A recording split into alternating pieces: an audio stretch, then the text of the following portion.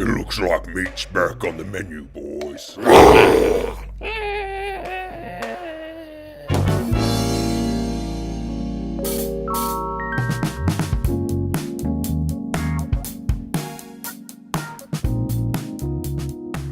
Here on Amateur Hour, we take models we think are amazing and build and paint them to our best ability, which hopefully by the end of the day, we end up with a pretty cool miniature.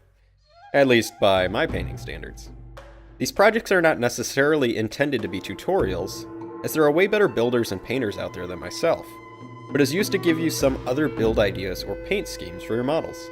So today we are going to be working on a model for Age of Sigmar, the Orruk Megaboss. Specifically, the base he will be standing on. After we have clipped out all the important bits from the sprue and assembled the Orruk, we then put him to the side and whip out our cork!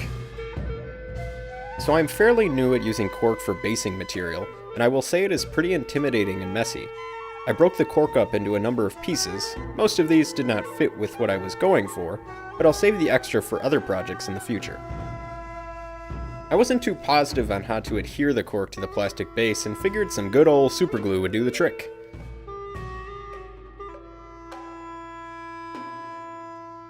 And once that was complete, I painted on some PVA glue or Elmer's glue over the cork so it wouldn't flake off later during painting.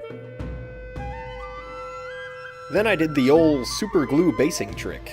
If you're not familiar with this, you essentially spread out some super glue over your base, rather than PVA glue, and be careful of the fumes from the glue. It can kind of mess up your eyes and nose for a wee bit.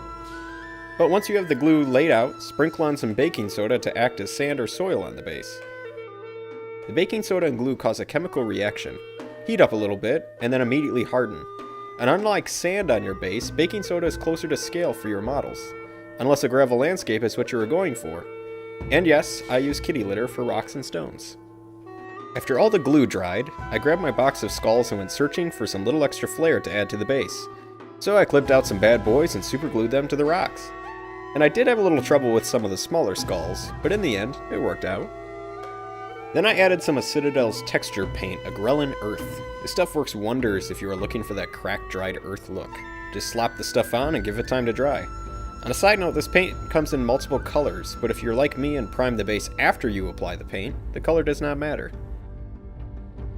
Once I felt like everything had dried and looked set in its place, I went ahead and primed the base black. I personally use Krylon's Ultra Flat Camouflage Fusion Spray paint for primer. That stuff works wonders, but smells terrible. So make sure you spray it in a well-ventilated area. But before I put paint to the base I had just primed, I needed to figure out my paint scheme for the rocks.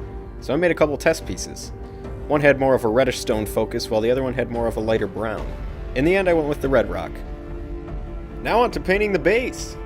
My goal by the end of this is to go for a reddish, rocky mountains kind of look.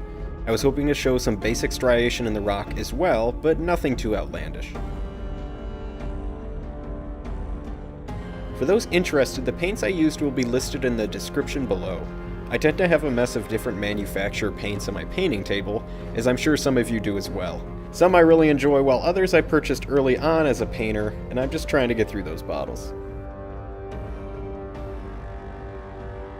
Now if you're familiar with the fantasy tabletop wargame Age of Sigmar, you may know there are different realms of battle your army can be from, almost like different landscapes, biomes, or planes of existence. I wanted my orcs to be from Gur, the realm of beasts. This realm is the epitome of a dog-eat-dog world, a true example of survival of the fittest. I imagine my Orruk Megaboss slaying beast after beast, searching for a bigger and bigger challenge.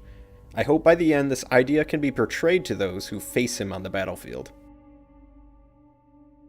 For this base painting, I would not say I used any difficult techniques for a person who had just started miniature painting not too long ago.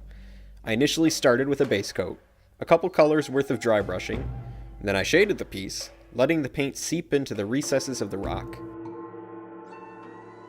Once that was complete, I went through a few more paints worth of dry brushing.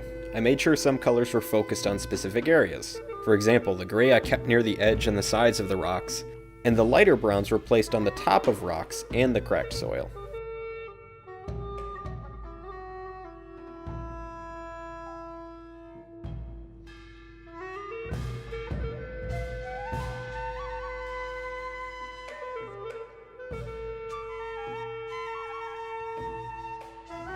Once the rocks were finished, I moved on to the skulls. I base coated them in a bone color, shaded them, highlighted them with that same bone color, and then lightly dry brushed some of those same earthy colors I used on the rocks. This gives the effect that these skulls have been here a while, and that the earth is beginning to consume them. At the end of it all, I am super proud of how the base turned out. I feel the earthy and rock tones I was going for are expressed well in the piece, and hopefully the base will be a perfect complement to a fully painted Orruk. If you have any comments or any constructive criticism on the piece, I would be happy to hear it. The only way to get better at painting is to take some advice from others that are way better painters than yourself. I want to thank you all for watching, and of course, happy gaming.